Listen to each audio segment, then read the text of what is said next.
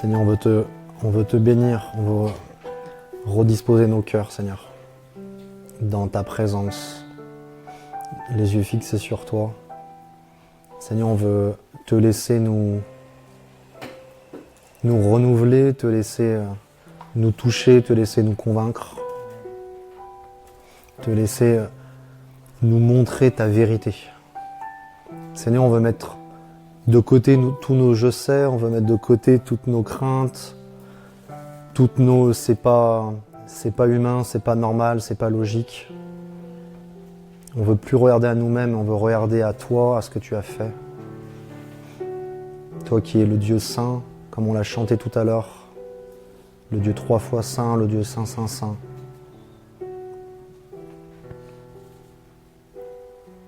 Tu pouvais faire autrement que nous créer à ton image. Seigneur, on accepte de croire en ta parole, même si on ne comprend pas tout. On accepte de croire en ta parole, même si des fois les choses nous dépassent. Et on accepte de croire que ta parole est plus véritable que toute notre expérience sans toi. Toute notre expérience à essayer d'être meilleur. On veut abandonner cela, Seigneur. Et on veut croire que cette sainteté va se manifester dans chacune de nos vies. Et que nous allons être, comme on le disait un jour avec mon frère Pascal, à une famille, on va être plus saints sans faire exprès que toutes les fois on a essayé.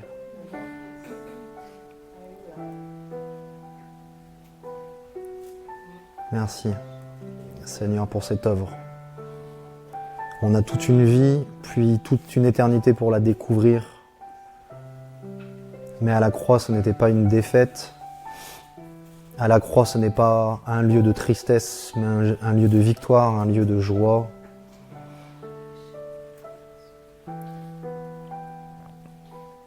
Et merci, Seigneur, de continuer à nous parler, à nous enseigner. Seigneur, on a vu que ce premier point, c'est de te ressembler. Et on veut te ressembler dans ton caractère, on veut te ressembler dans tes œuvres. On décide, Seigneur, d'avoir aucun autre modèle absolu et parfait que toi. Et merci, Seigneur, de continuer à agir dans cette journée. Que ton nom soit glorifié, Jésus. Toi qui veux dire l'Éternel est salut, l'Éternel sauve. Merci, Seigneur. Amen. Merci beaucoup.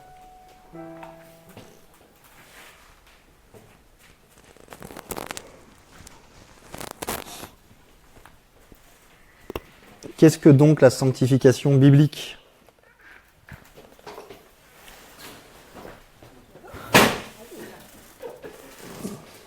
C'est pas ça.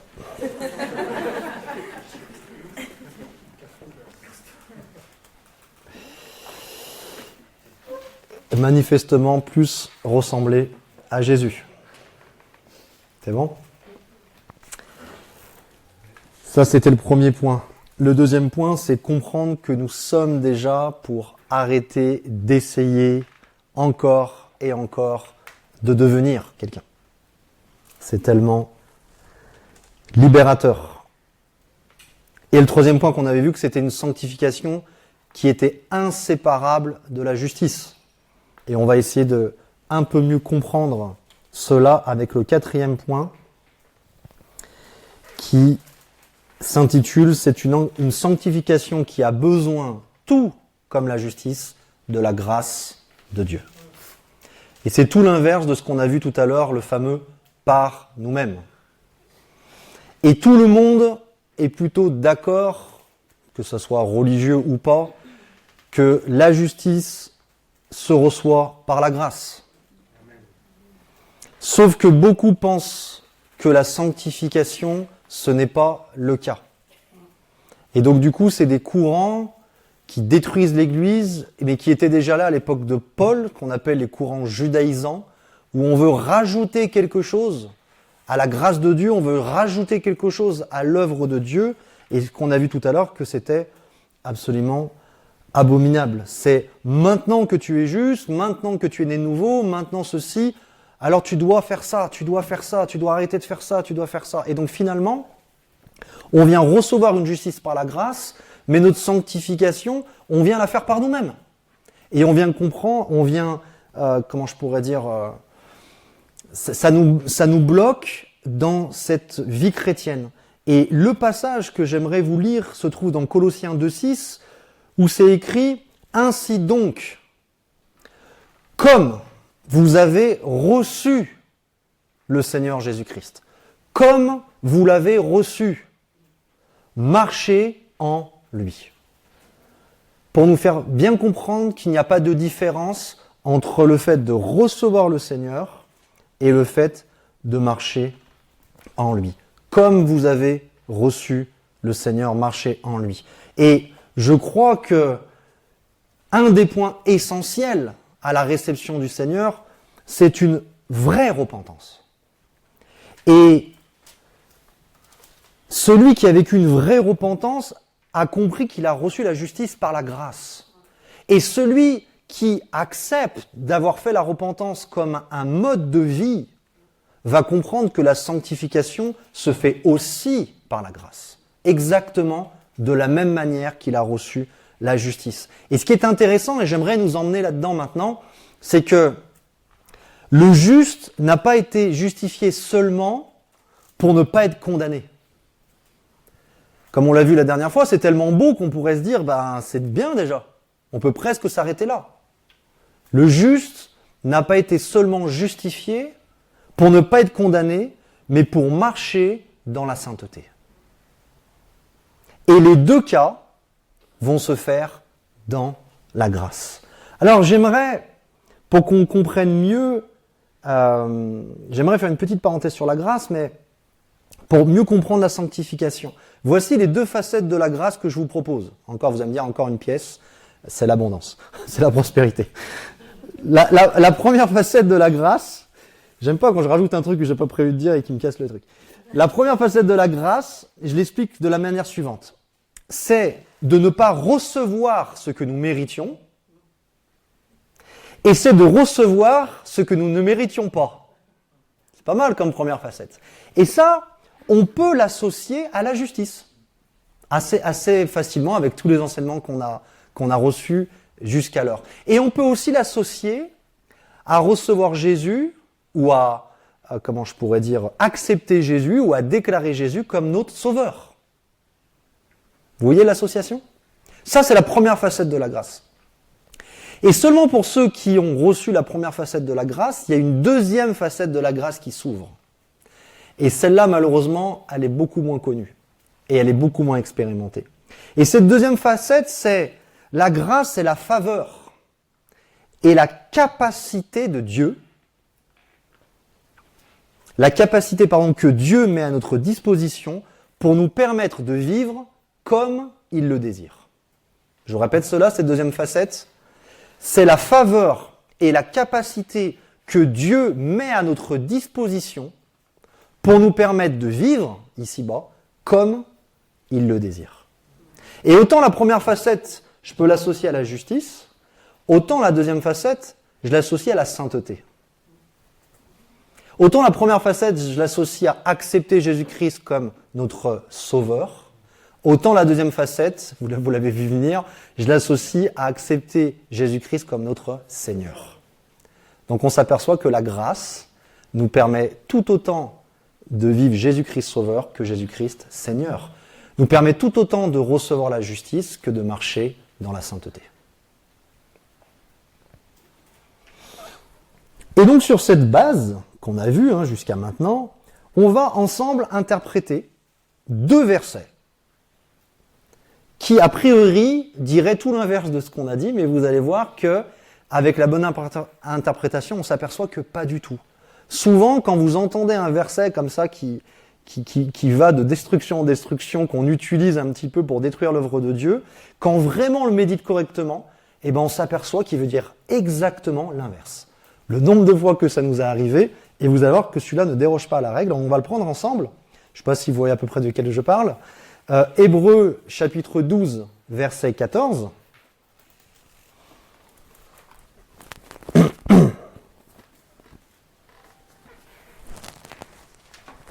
Hébreux 12, 14. Quand vous allez tomber dessus, vous allez dire « Ah ouais, celui-là, j'aimerais bien qu'on explique parce que... » Tout le monde là? Recherchez la paix avec tous et la sanctification sans laquelle personne ne verra le Seigneur. Et donc du coup, malheureusement, alors on enlève la paix, mais ça, en gros, ça veut dire chercher la sanctification. Autrement, vous ne verrez pas Dieu, en gros. C'est comme ça qu'on peut le... Et donc, beaucoup s'arrêtent là, et quelque part, ça donne du poids à ces doctrines de Némon, parce que c'est un petit peu... Qu'est-ce que ça veut dire, finalement? Ça veut dire que si tu n'es pas assez saint, tu ne peux pas rentrer dans la présence de Dieu. Si tu n'es pas assez saint, tu ne peux pas vivre ça. Si tu n'es pas assez saint, Dieu ne peut pas faire ça pour toi. Dieu a séparé Adam et Ève dans le jardin d'Éden parce qu'ils étaient pécheurs, et si toi... Donc, quelque part, ça donne du poids à il faut que tu continues à essayer de devenir quelque part. Et on l'utilise beaucoup dans ce sens-là. Et ce qui est assez ironique, c'est que, vous allez voir, des fois, on va utiliser dans le deuxième verset, on va utiliser d'autres manières d'interpréter peut-être un peu plus techniques que celle-là. Mais celle-là, en fait, il suffit juste de continuer. En fait, il n'y a même pas besoin d'aller chercher bien loin. Il suffit juste de continuer la suite. Et il y a un point, et la suite, c'est « Veillez à ce que nul ne se prive de la grâce de Dieu. » Donc du coup, des fois, c'est pas compliqué, il suffit juste de suivre le verset, il n'y a même pas besoin de le mettre dans le contexte. On s'aperçoit très clairement que ce qu'on veut souligner ici, c'est qu'on a besoin de la grâce de Dieu. 1 Thessaloniciens 5,23 nous dit que le Dieu de paix vous sanctifie lui-même tout entier. Comment Dieu va faire ça? Il va faire ça par sa grâce. Alors, je vous laisse ou je vous laisse pas? Non, je vous laisse pas, venez avec moi. Venez avec moi dans Tite chapitre 2, versets 11 et 12. On est toujours en train d'essayer d'expliquer ce verset. Recherchez la paix avec tous et la sanctification, sans laquelle personne ne verra le Seigneur. Tite, chapitre 2, versets 11 et 12. Comment Dieu procède? Il est écrit « Car la grâce de Dieu, source de salut pour tous les hommes, a été manifestée. Elle nous enseigne à renoncer à l'impiété et aux convoitises mondaines. » Et si vous reprenez les deux facettes de la grâce, là on sent qu'on est dans la deuxième facette. On sent qu'on est dans vivre quelque chose, vivre d'une manière différente. Là on sent très clairement qu'on est dans cette deuxième facette dans ce verset-là, d'accord? Et ça explique la suite. Et à vivre dans le siècle présent, alors pour Pascal, selon la sagesse, cette fois je l'ai laissé, la justice et la piété. Donc on s'aperçoit, la piété c'est un synonyme de la sainteté, donc on s'aperçoit que la grâce de Dieu va nous aider à renoncer à une ancienne manière de vivre dans le péché, pour pouvoir vivre dans la sagesse, dans la justice et dans la sainteté. Donc on s'aperçoit que celui qui se revêt de l'homme nouveau, créé à l'image de Christ, dans la justice et dans la sainteté, qu'est-ce qui nous permet d'expérimenter? Rappelez-vous, savoir et croire, revêtir, et expérimenter, c'est la sanctification. Qu'est-ce qui nous permet d'expérimenter? C'est seulement la grâce de Dieu. C'est pour ça qu'il faut un petit peu la comprendre encore aujourd'hui. Donc du coup, quand on a dit tout à l'heure que celui qui est trop rempli de compétences ne pourra pas expérimenter l'onction de Dieu, qu'est-ce qui se passe? Dieu résiste aux orgueilleux et il fait grâce aux humbles. C'est qui le humble? Le humble, c'est « oui, peut-être que j'ai des compétences ». Quand on n'en a pas, c'est plus facile d'être humble. Mais « Seigneur, j'arrive pas à parler, tu veux bien m'utiliser ?» Là, vous êtes sûr que c'est où il est loin, où il va se faire jeter. Mais voilà, donc imaginons que quelqu'un a des compétences. Qu'est-ce qui va se passer? Il va dire « Seigneur, je mets au pied de ta croix toutes ces compétences, je veux pas les utiliser. » D'accord? Je veux pas les utiliser. Et donc quand il fait ça, qu'est-ce qu'il crée? Il crée comme un vide. Il crée comme un besoin, il crée comme un appel en disant « Là maintenant, je suis démuni. La seule chose que j'ai, c'est ma foi dans ce que toi tu vas faire. Et qu'est-ce que fait Dieu à ce humble-là? Dieu libère sa grâce. Et sa grâce, c'est cette onction, c'est cette capacité qui va rendre cette personne de faire la mission que Dieu lui a donnée. Mais pas avec sa force, pas avec ses compétences, pas avec ses connaissances, mais avec celles de Dieu. Vous voyez comment ça fonctionne? Donc quelque part, celui qui abandonne, c'est celui qui s'ouvre pour recevoir de Dieu. Vous voyez? Donc toutes les fois où on dit « je », toutes les fois où on dit « voici mes compétences, voici mon talent, voici ceci, cela », on est en train de fermer la porte à la grâce de Dieu. Ah, vous allez me dire « bah du coup, celui qui chante bien, il faut qu'il chante mal ». Non.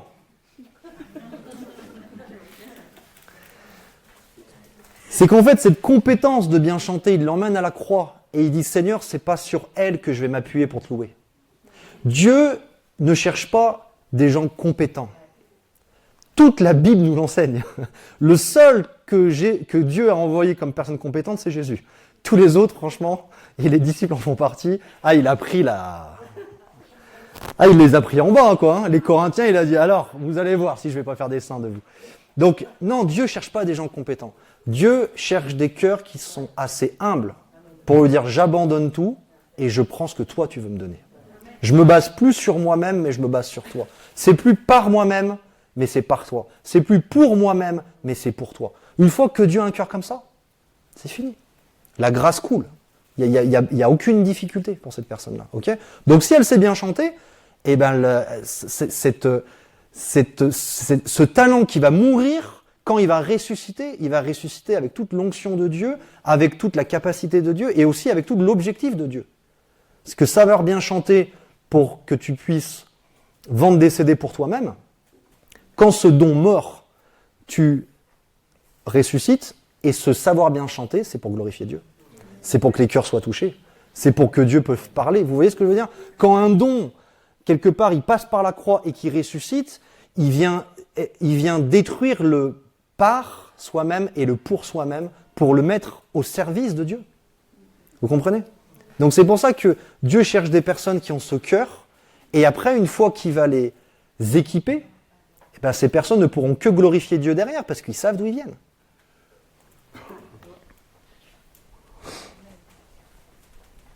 Cherchez la sanctification sans laquelle personne ne verra le Seigneur. Il faut comprendre ce que ça veut dire. C'est que il y a beaucoup de passages, vous qui connaissez les Écritures, il y a beaucoup de passages dans l'Ancien Testament où c'est écrit que l'homme ne peut pas voir Dieu sans mourir. N'est-ce pas? Donc il faut comprendre ce que ça veut dire. Quand Nicodème vient vers Jésus, dans Jean 3,3, Jésus va lui dire un truc, il va lui dire, écoute, je vais pas répondre à ta question, mais je vais te dire un truc, tu vas voir, c'est une dinguerie. Jésus lui répondit, en vérité, je te le dis, si un homme ne naît de nouveau, il ne peut voir le royaume de Dieu. Et finalement, s'il ne peut voir le royaume de Dieu, il ne peut pas aussi voir le roi qui règne dans ce royaume. Donc finalement, il ne peut pas voir Dieu. Vous comprenez? Donc Jésus est en train de dire à ce moment-là, oui, nous n'avons pas les pensées de Dieu. Oui, nous ne pouvons pas voir Dieu. Mais moi, je vais emmener une nouvelle alliance où ceux qui vont naître de nouveau vont pouvoir le voir. Eux, ils auront la capacité de le voir. Vous voyez ce que je veux dire? Et donc, ensuite, Jésus se retrouve au Mont des Oliviers, dans ses béatitudes. Et là, il va dire quelque chose qui va choquer le peuple juif. Je pense qu'à ce moment-là, il y en a 3 qui sont partis en tachycardie, c'est obligé. Dans Matthieu 5,8, « Heureux ceux qui ont le cœur pur, car ils verront Dieu. » Waouh. Sans la sanctification, personne ne verra Dieu. Heureux ceux qui ont le cœur pur, car ils verront Dieu.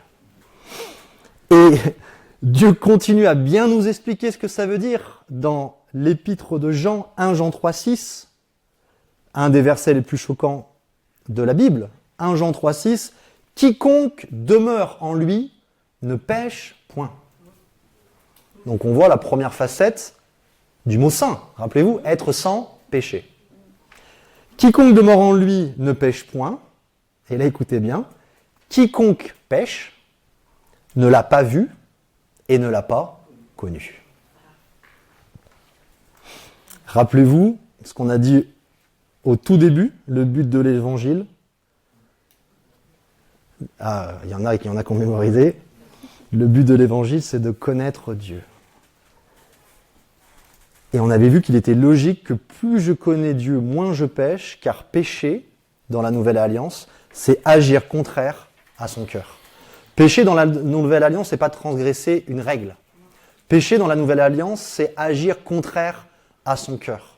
Donc si je prends l'exemple très concret, Michel, je veux garder une relation avec mon frère Michel. D'accord ? Qu'est-ce que je vais faire ? Je vais passer du temps avec lui et je vais apprendre à le connaître. Je vais apprendre à connaître ce qu'il aime. Je vais apprendre à connaître ce qu'il n'aime pas. Je vais apprendre à connaître ce qui le blesse. Je vais apprendre à connaître ce qui le touche. Je vais apprendre à connaître ce qui l'émeut. Et donc du coup, qu'est-ce qui va se passer ? C'est que vu que je veux garder cette relation avec lui, eh ben, si je sais que quand je dis ça ou je fais ça, je le blesse, eh ben du coup, je le fais plus. Si je sais que quand je fais ça, il le prend mal, bah du coup, je le fais plus. Qu'est-ce que je suis en train de faire ? Je suis en train, via ma relation et via ma connaissance de Michel, de m'adapter à Michel. Il en est de même avec Dieu. Et c'est pour ça que la dernière fois qu'on a comparé la crainte avec la peur, qu'est-ce qu'elle fait ? Elle dit « j'ai peur de transgresser une loi ». La crainte, elle dit « je ne veux pas perdre la relation avec celui que j'ai envie de connaître et de garder cette relation ». Vous voyez la différence entre les deux ? Donc la crainte de Dieu, qu'est-ce qu'elle va faire ? Elle va nous empêcher de pécher, mais pas pour dire « il ne faut pas que je pêche parce que je vais transgresser cette loi, je vais avoir une punition ». C'est pas ça la motivation de cœur, c'est pas ça la puissance. La puissance, c'est de dire « je ne veux que rien ne soit source d'une rupture de relation avec lui ». Et donc, s'il y a quelque chose qui va faire en sorte qu'on va perdre la relation, j'en veux pas. Et en plus, vu que c'est plus dans ma nature et que j'en ai plus envie, bah c'est encore plus simple. Vous voyez ce que je veux dire ? C'est vraiment ça que veut nous dire ce passage de celui chercher la sanctification, autrement personne ne verra Dieu. Donc oui, si une personne n'est pas née de nouveau, oui, si une personne se sanctifie sans connaissance de son identité et sans la grâce de Dieu, oui, elle ne verra pas Dieu. C'est ce que veut dire ce passage. Et c'est pour ça qu'à la suite, il va dire que personne ne se prive de la grâce de Dieu. Parce que sans la grâce de Dieu, personne ne verra Dieu. Amen. Vous voyez comment c'est simple ?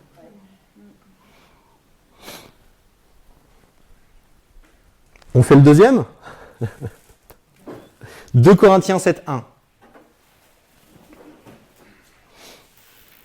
Vous savez, dans cette série d'identités, peut-être que quand on a parlé de la croix, de Christ en nous, de la réalité spirituelle, tout ce qu'on a parlé, peut-être que c'était comme logique. Après, on a parlé de la justice. Ok, on est toujours dans cette même logique. Et le problème, c'est que la sanctification, on a beaucoup tendance à la mettre à part, et je ne sais pas pourquoi. Je ne sais pas pourquoi, il n'y a pas de raison. Le principe de la foi dans la grâce de Dieu fonctionne de la même manière dans tout. Pourquoi on comprend tout pareil sauf la sanctification ? C'est assez incompréhensible. En tout cas, vous allez voir que les Écritures, c'est pas ce qu'elles nous enseignent. 2 Corinthiens 7:1, vous allez voir que c'est très proche du premier.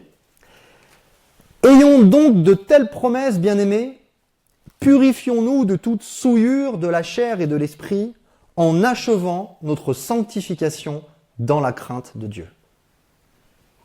Et donc là, malheureusement, de la même manière, on peut prendre ce passage, parce que rappelez-vous la souillure, ce que c'est.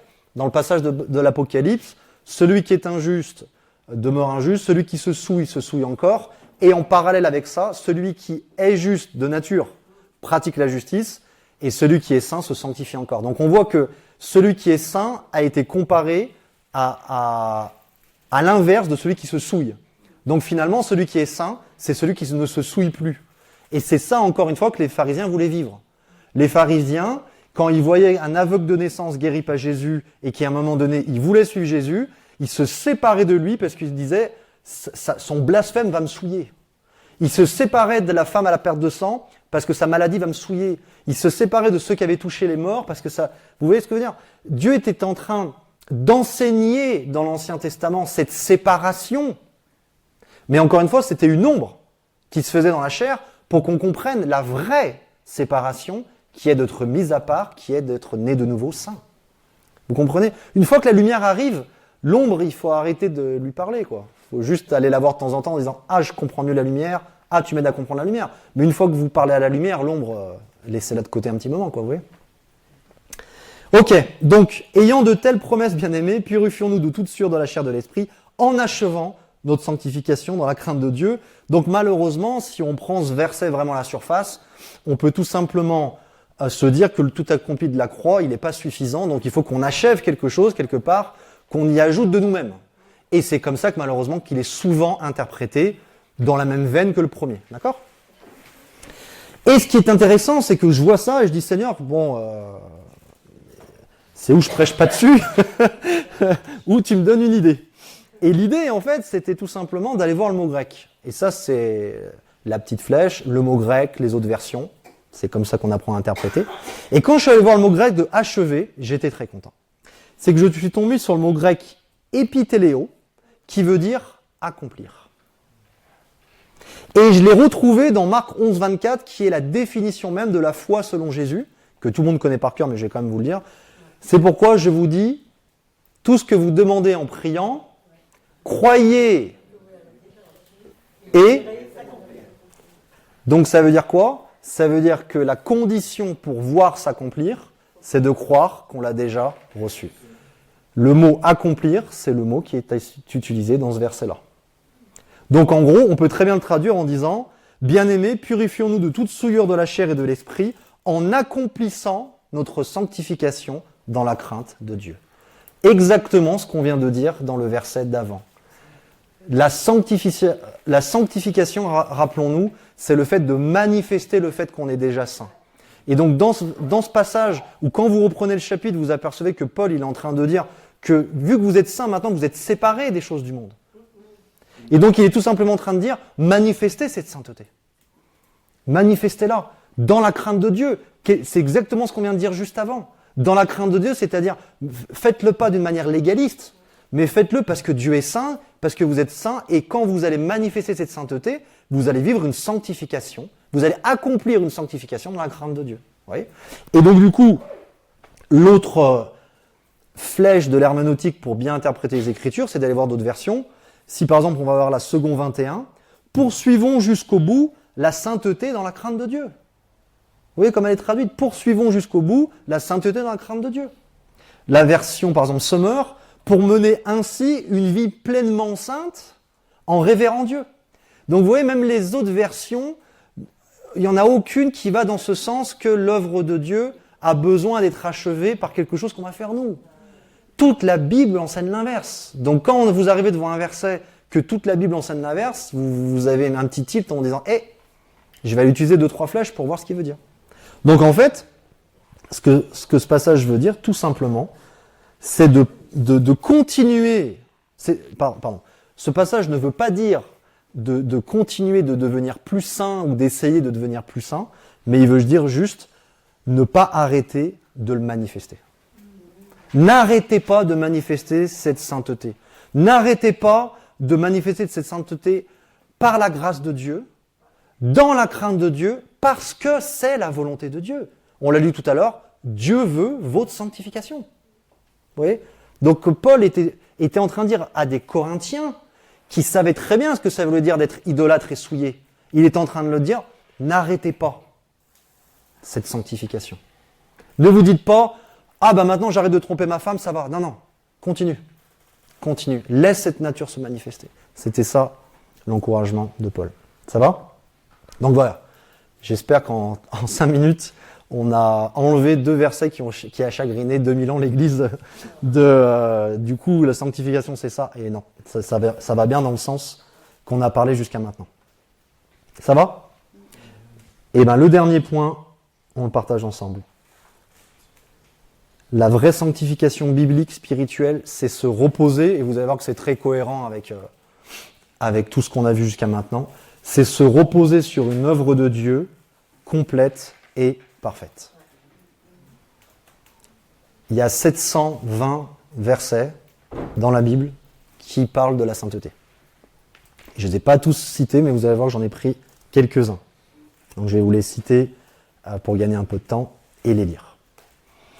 Quelques versets qui vont nous montrer que la sanctification, et c'est ce qu'on a dit jusqu'à maintenant, mais je le termine avec un titre, c'est se reposer sur une œuvre de Dieu qui est déjà complète, qui est déjà parfaite. C'est ça la sanctification. Okay ? Et vous allez voir que je vais faire évoluer ces versets un petit peu dans les Écritures et vous allez dire « Ah, bah l'ombre, c'était ça, je comprends mieux, etc. » Vous allez voir, ça va être génial. Exode 29, verset, je me motive moi-même. Exode 29, verset 37. Non, parce que ma deuxième partie, elle est déjà prête. Et si vous me chauffez, je vais la faire à la suite. Donc, non, je plaisante. Exode 29, 37. L'autel sera très saint. Et oui, dans Exode, l'autel, comme tout dans la Bible, est une image de Christ. L'autel est une image de Christ dans l'Ancien Testament. L'autel sera très sainte et tout ce qui touchera l'autel sera sanctifié. Pareil, on se dit, mais pourquoi Dieu vient nous enseigner ces principes dans l'Ancien Testament ? Et ce qui est fort, c'est que nous, on fait plus que toucher Christ. Parce qu'il y a des chants, et honnêtement, je les trouve vraiment bien, en disant, je crois que c'est un chant qui dit « Je viens me toucher et je te touche ». Donc c'est super. Mais la nouvelle naissance nous fait plus que toucher Christ. Elle nous fait devenir un avec lui.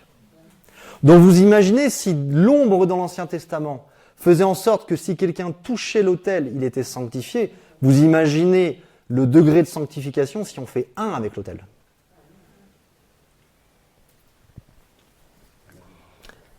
Toujours dans l'Ancienne Alliance, Matthieu 23, 19, on est encore sous la loi, Jésus va va de nouveau enseigner ses pharisiens favoris, et il commence par aveugle. Aveugle, lequel est le plus grand ? L'offrande ou l'autel qui sanctifie l'offrande ? Lequel est le plus grand ? L'offrande, c'est chacun d'entre nous qui acceptons d'être ce sacrifice vivant entre les mains de Dieu. Et rappelez-vous, un sacrifice vivant par rapport à un sacrifice mort, sa différence, c'est que le sacrifice vivant peut partir de l'autel à tout moment. Alors que le sacrifice mort, une fois qu'il est mis, il est mis. Donc la Bible ne nous parle pas qu'on est des sacrifices morts, elle nous dit qu'on est des sacrifices vivants, dans le sens où on est libre d'aller à l'autel et on est libre d'y rester. Donc du coup, dans ce contexte-là, lequel est le plus grand ? L'offrande, où on parle de chacun d'entre nous, ou l'autel qui sanctifie l'offrande. Donc encore une fois, Jésus reprend cette image pour l'emmener un petit peu plus loin.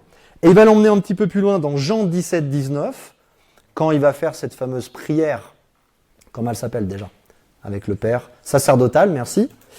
Dans Jean 17, 19, où Jésus va dire « Et je me sanctifie moi-même pour eux, afin qu'eux aussi soient sanctifiés par la vérité. » Donc on voit que Jésus commençait cette œuvre-là en disant « Moi-même je me sanctifie, moi-même je vis cette vie sans péché, moi-même je vis cette vie à part. Le Fils de l'homme n'a pas d'endroit où dormir. Tout le monde le comprenait pas. Sur la croix, ses disciples l'ont délaissé. Donc il était à part, dans le sens du terme vraiment profond. Vous voyez ce que je veux dire ? Je me sanctifie moi-même pour eux, afin qu'eux aussi soient sanctifiés. Donc encore une fois, il est en train de dire dans ce passage, je suis cet autel qui va sanctifier l'offrande. Je crois que c'est Romains 12. Romains 12. Et j'ai un verset mais pas complet. Romains 12. Que ça soit un culte raisonnable pour Dieu, que vous offrez vos corps comme des sacrifices vivants, ça sera un culte raisonnable à Dieu. Voilà. Offrez vos corps comme des sacrifices vivants, ça sera un culte raisonnable à Dieu. Voilà. On est exactement dans ce thème. Mais Saint-Esprit, il fallait me le dire avant ce verset, pas le jour du match, parce que là, je me retrouve un peu bête. Lui, il s'en fiche, il est invisible, mais moi, voilà. Et donc, du coup, dans l'Épître aux Hébreux, chapitre 2, verset 11, là, on n'est plus dans l'Ancienne Alliance, on est dans la lumière, on est dans la révélation. On verra un peu plus tard dans la deuxième partie que ce livre vraiment nous fait passer d'une alliance à l'autre, nous explique comment passer d'une alliance à l'autre et de comprendre justement toutes ces ombres.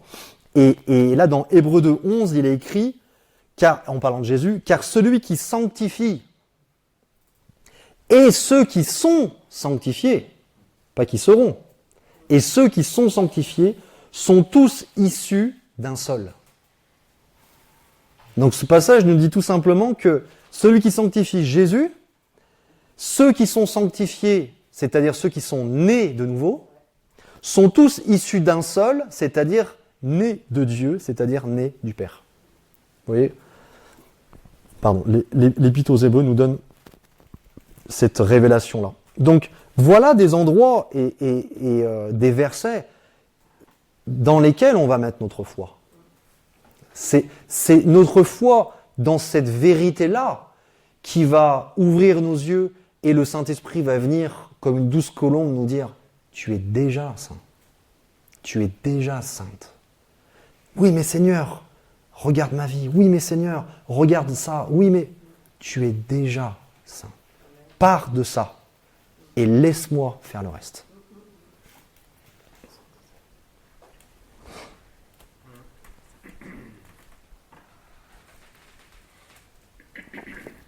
Et en disant ça,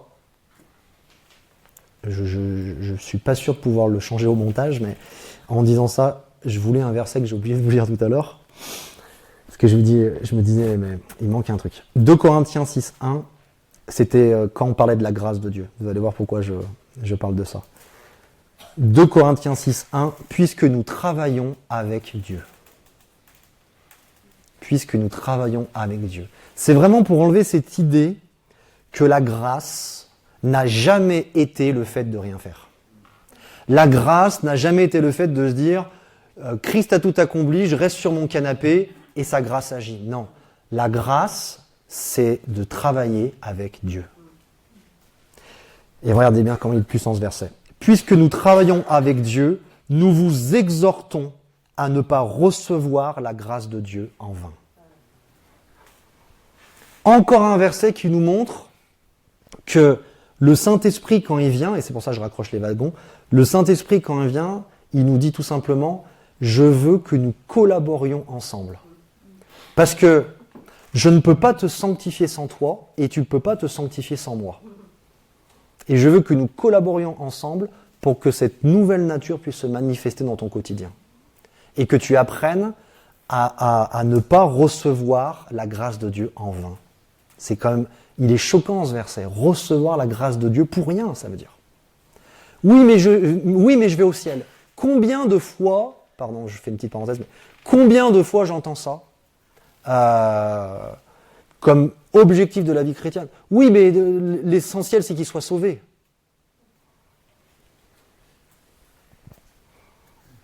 J'ai du mal à défendre cette position dans les Écritures, très clairement. J'ai du mal à la défendre. J'ai du mal à la défendre. Parce que si recevoir la justice de Dieu, recevoir Jésus comme sauveur, ça suffit, on s'arrête là, pardon, je crois que c'est recevoir la grâce de Dieu en vain. Parce que la grâce de Dieu, elle veut faire beaucoup plus que ça. Elle veut dire, de ta vie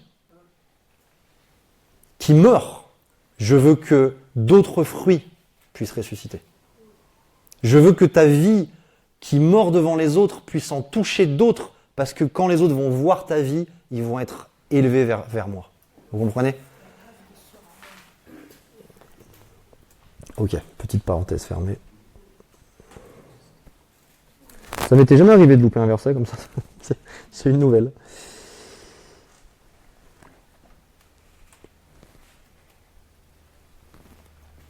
Et donc du coup, cette sanctification, cette sainteté, le fait qu'on ait été sanctifié, c'est une œuvre profonde à la base. Je parle de celle qui a été posée à la base. C'est une œuvre profonde, intérieure, qui a été faite par l'Esprit de Dieu à notre nouvelle naissance.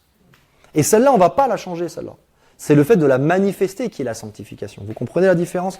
Quand on parle d'avoir été sanctifié, de se sanctifier, la sanctification, d'avoir été sanctifié, c'est l'œuvre de Dieu à notre nouvelle naissance. De se sanctifier ou de manifester la sanctification, c'est ce qu'on en fait. C'est comment on l'expérimente, comment on le vit en fait.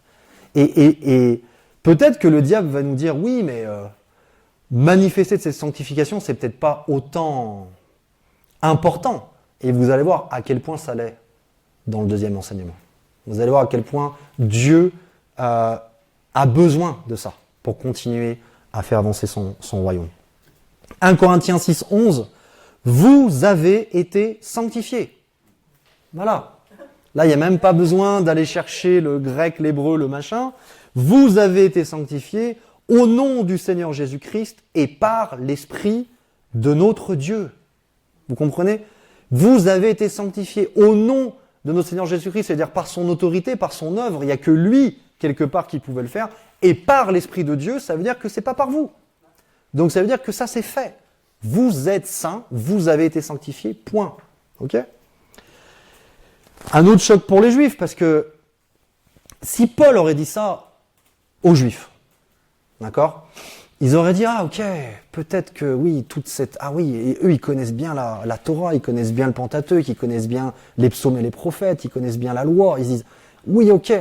Mais là, Paul il dit ça des Corinthiens, et après il va dans Romains 15, 16 dire, le but de son ministère, afin que les païens lui soient une offrande agréable, étant sanctifiés par l'Esprit Saint.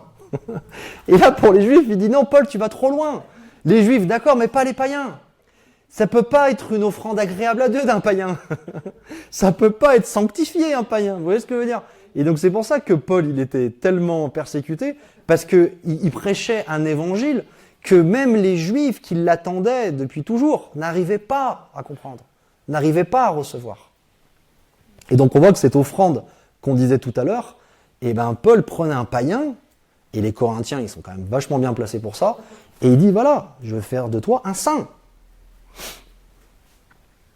Ça l'amusait. Luc 3, 16 et 17, en parlant de Jésus, c'est Jean-Baptiste qui parle de Jésus, lui, il vous baptisera du Saint-Esprit et de feu. Combien d'enseignements que j'ai entendus d'une bizarrerie incroyable, où maintenant il faut attendre le baptême de feu, c'est un autre baptême. C'est trop bizarre. Quand on interprète correctement les Écritures, on s'aperçoit que c'est juste le même baptême. Il vous baptisera du Saint-Esprit et de feu. Il a son vanne à la main. Il nettoiera son aire et il amassera le blé dans son grenier, mais il brûlera la paille dans un feu qui ne s'éteint pas. Qu'est-ce que ça veut dire ? Ça veut dire que quand le Saint-Esprit vient en nous, il vient faire jaillir un feu dévorant qui vient nous purifier de tout ce qui ne ressemble pas au Fils. Et ce feu dévorant est une sanctification. Quand ce feu dévorant se manifeste pour nous dire « je brûle tout ce qui n'est pas à l'image de Christ », ça s'appelle une sanctification de l'Esprit Saint. Vous comprenez ? C'est ça ce qu'on appelle la sanctification. Voyez-la comme le saint en action, si vous préférez, la sanctification. Ok ? Elle est pas mal celle-là. Je n'avais pas noté non plus. Et on termine, merci de valider, et on termine avec la preuve indiscutable, on termine avec ça, c'est que la Bible nous dit très clairement, pas besoin d'aller voir 3 versions, d'aller voir le grec, que nous sommes devenus le temple du Saint-Esprit. Et ma remarque, c'est si nous sommes créés à l'image de Dieu, et que Dieu nous envoie son Esprit Saint, et attention, il y a une indice dans le nom. Esprit Saint. Vous voyez, il y a quelque chose. Je vous laisse méditer là-dessus, mais vous verrez que dans le nom, déjà, il y a un truc, il y a un indice. Je vous laisse le trouver. Et que Dieu nous envoie son Esprit Saint, il paraît quand même logique que la sainteté fasse partie de notre nouvelle nature. Autrement, donc Colombo peut rentrer chez lui, on n'a plus besoin de lui. 1 Corinthiens 6, 19 commence par « Ne savez-vous pas ?» Et encore une fois, rappelez-vous, c'est pour ça qu'on le dit dans le revêtir, c'est de le savoir et de le croire. On ne peut pas croire en quelque chose qu'on ne sait pas. Et Dieu veut nous sortir de l'ignorance, parce qu'il voit que son Église, que ses enfants vivent en deçà de leurs privilèges. Et à l'époque des royaumes même naturels, quand un roi qui voulait léguer son héritage à son fils, quand il voyait son fils quelque part, vivre comme le peuple et de ne pas pouvoir jouir de tout ce que lui pouvait lui offrir. Eh ben, le roi était triste. Le roi était attristé. Il disait, mais pourquoi il ne veut pas juste recevoir ce que je veux lui donner en héritage? Vous comprenez? Et donc du coup, Dieu veut nous sortir de l'ignorance pour qu'on ne vive plus en deçà de notre héritage. Et peut-être que dans le titre, comme au départ, justice et sanctification ne vous faisait pas rêver, mais à quel point c'est un héritage qui est glorieux, la sanctification. Et donc du coup, je vous lis, restez pas parce que vous y étiez pas, mais on lit que des passages dans 1 Corinthiens, vous allez comprendre pourquoi.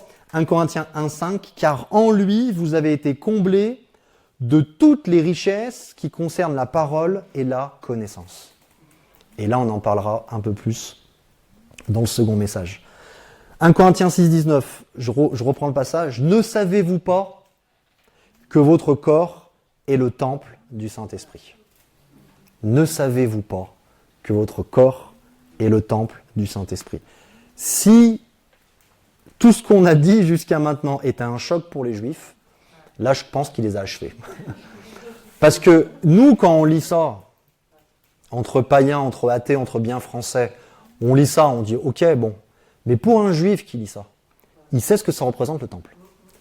Il sait que c'était là où il y avait la nuée, là où il y avait la présence sainte de Dieu, là où il n'y avait qu'un homme qui était le souverain sacrificateur et qui pouvait une fois par an y aller. Et le fait de dire que maintenant votre corps devient ce temple, là pour un Juif, il dit non, là tu vas trop loin. Là c'est blasphème. Là c'est lapidation. Tu vas trop loin là. Dieu ne peut pas prendre des Corinthiens et en faire un temple de l'Esprit Saint. C'est pas possible. Vous voyez ce que je veux dire? Comment ça devait choquer à cette époque-là. Et nous, ça doit nous choquer, mais dans le bon sens du terme. Le choquer en disant, mais si mon corps est le temple du Saint-Esprit, ça veut dire que l'Esprit Saint y habite, et waouh, qu'est-ce que ça doit changer dans ma vie? Et la première chose que ça doit faire, c'est d'accepter la sanctification. 1 Corinthiens 3, 16, 17, il recommence pareil, parce qu'ils n'avaient pas compris le premier coup. Ne savez-vous pas, encore une fois, que vous êtes le temple de Dieu? Pour être sûr qu'ils avaient bien compris. Et que l'Esprit de Dieu habite en vous. Si quelqu'un détruit le temple de Dieu, Dieu le détruira. Vous voyez cette appartenance, vous voyez ce bijou. Dieu nous voit aussi comme un bijou en disant c'est mon temple. Ça c'est précieux. Vous prenez pour un juif de l'époque, le temple. Je ne sais pas si aujourd'hui, je ne vais pas m'avancer parce que je n'ai pas les chiffres, mais je ne sais pas si aujourd'hui, en 2024, il est possible de construire un bâtiment aussi cher que le temple de l'époque de Jésus. Et même celui qui était avant. Tellement la richesse était... Je ne suis même pas sûr qu'aujourd'hui on ait cette richesse pour pouvoir le construire. Donc vous imaginez la valeur. D'accord? Si quelqu'un détruit le temple de Dieu, Dieu le détruira. Et là écoutez bien, car le temple de Dieu est saint et c'est ce que vous êtes. Pas ce que vous serez. Le temple de Dieu est saint et c'est ce que vous êtes. Et c'est pour ça que Paul avait introduit sa lettre aux Corinthiens dans 1 Corinthiens 1.2, un de mes versets favoris, 1 Corinthiens 1.2, à l'église de Dieu qui est à Corinthe. Je n'ouvre pas la parenthèse sur l'église parce que ça serait trop long. À l'église de Dieu qui est à Corinthe, aux sanctifiés en Jésus-Christ, appelés saints. Voilà comment Paul a introduit sa lettre aux Corinthiens. Et bien aimé, la bonne nouvelle, c'est que si les Corinthiens sont appelés saints, je pense que ça peut être encourageant pour nous. Parce que peut-être qu'on part de moins loin sur le besoin de sanctification. Donc ça veut dire que finalement, ça peut nous rassurer. Je termine avec ce passage-là. Dernier passage, 1 Pierre 1, 14 à 16. Comme des enfants obéissants. Vous vous rappelez la dernière fois, on avait vu que c'était obéissant de nature. Comme des enfants obéissants. Ne vous conformez pas aux convoitises que vous aviez autrefois quand vous étiez dans l'ignorance. C'est quand même logique que Pierre dise ça en disant quand vous étiez dans l'ignorance, vous ne pouvez pas savoir que vous étiez le temple du Saint-Esprit. Maintenant que vous êtes au courant que vous êtes le temple du Saint-Esprit, qu'est-ce qui doit changer dans votre vie? Mais puisque celui qui vous a appelé est saint, vous aussi, soyez saints. Mais s'il s'arrête là, on est dans tu dois faire quelque chose pour devenir. Et même des fois, on cite ce verset et on s'arrête là. Alors que ce verset nous dit soyez saints dans toute votre conduite. Et ça, c'est la sanctification. Vous êtes saints, donc soyez saints dans toute votre conduite. Ça s'appelle sanctifiez-vous. Vivez, expérimentez la sanctification. Donc vous voyez, Pierre disait exactement la même chose. Selon qu'il est écrit, et là il va citer l'Ancien Testament, vous serez saints car je suis saint. Dans l'Ancienne Alliance, et c'est pour ça qu'il faut sortir cette Ancienne Alliance de notre manière de penser, de vivre. Dans l'Ancienne Alliance, c'était toujours dit, vous serez saints au futur. Dans la Nouvelle Alliance, ça va toujours affirmer, vous êtes saints depuis votre nouvelle naissance. Amen. Donc je m'arrête là, et la prochaine fois, donc je crois que c'est le 3 novembre, il me semble, la prochaine fois, on va baser tout le message sur comment expérimenter la sanctification. D'une manière simple, d'une manière pratique, mais d'une manière tellement puissante et fructueuse. Amen. Seigneur, on veut te bénir, on veut te remercier pour ton œuvre. Et Seigneur, je veux bénir chacun de mes frères et sœurs. Et je veux appeler, Seigneur, les yeux de leur cœur à l'illumination, les yeux de leur cœur à la révélation. Seigneur, je veux appeler ta lumière, ta conviction, Seigneur, qui vient et qui éclaire les vies, qui éclaire les cœurs, afin qu'il soit de plus en plus simple de nous voir saints comme tu es saint. Afin qu'il soit de plus en plus simple de laisser cette sainteté se manifester et donc d'expérimenter la sanctification. Seigneur, que ça soit puissant dans nos vies, parce que être sans péché et être mis à part, c'est nous permettre d'expérimenter la vraie liberté. Et Seigneur, je prie que chacun de mes frères et sœurs puisse repartir avec ce dépôt qui continuera à travailler jusqu'à que la révélation puisse leur permettre de manifester pleinement cette sainteté. On te bénit, Seigneur, parce que comme on l'a chanté tout à l'heure, c'est toi qui es le Saint. Et on veut continuer à avoir les yeux fixés sur toi et continuer à être transformés à ton image. Amen.